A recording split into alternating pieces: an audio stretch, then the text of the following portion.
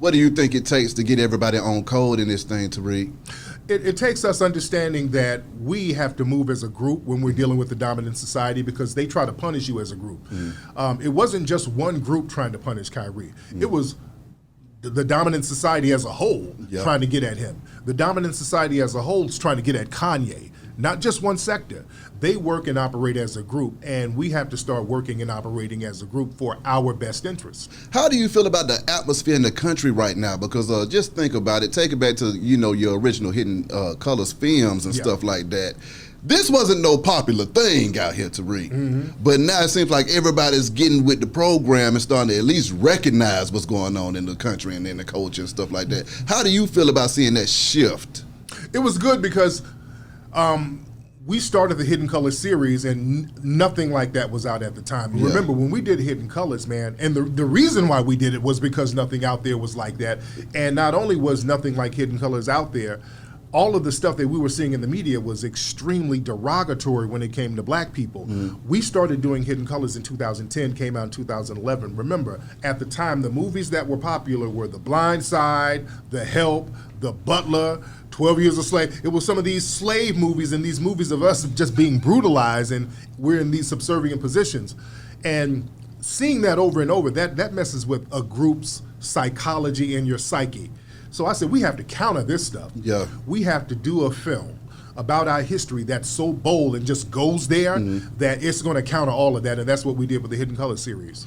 Have you been receiving any awards for that whole series and stuff like that? Never got an award, man. The dominant society, you know, they try to act like it didn't exist. But you done moved millions of copies. Yes, indeed. Yes, indeed. And outsold some of their films on Amazon and other platforms. So they still try to act like that didn't happen, but then they get in Hollywood and use the term like Hidden Figures. They did a movie called Hidden Figures. That wasn't an accident. That wasn't an accident at all.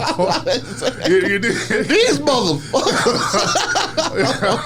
No, I'm with you on that. So now, I mean, with the Black Maroon documentary on the way, what's going on with that? Where we at with it? Yeah, that's going to be our Black History Month, man. Okay. So we're finally done. We filmed a lot of it down here in Georgia. We filmed in Florida, and that's a good story that has never been told about some of our freedom fighters who actually fought their way off the plantations. And a lot of black people were running into the swamps in the woods of South Carolina, Georgia. This was a heavy place, in fact, and we talk about this in the movie. They had to make Georgia a state to stop so many Maroons from running back and forth from Florida, from the Carolinas, because they were whooping ass here, man.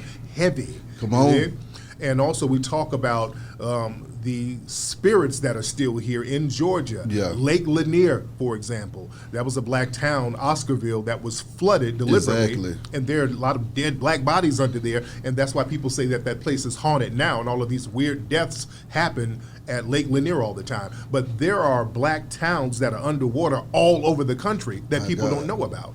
So we talk about that in the film. It's a real heavy thing, man. How deep are you getting into that? Because, I mean, when you think about it, nobody even knew what was going on at Lake Lanier for the longest, let alone that it was a black town up under the doggone lake, for crying out loud. So doing your research and you starting to find out that, okay, we not only had Tulsa, but we had all of these other places as well, but they're up underwater. They didn't get bombed. They just got flooded out. What were your thoughts on that? Man, it's a heavy thing.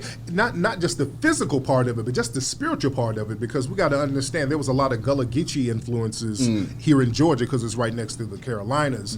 And water carries spirits. You understand? That's why when somebody dies, we pour libations. Water carries a lot of spirits, man. The molecular structure of water. And when you have all of those bodies underwater and then you put that water on top of it and then people are getting in the water, you've heard people say that when they got into Lake Lanier, it felt like somebody was pulling them under. You understand? Some of the weirdest freak accidents happen at Lake Lanier. Somebody's just driving, then something just pushes their car into the water. So the spiritual energies are very, very real, brother.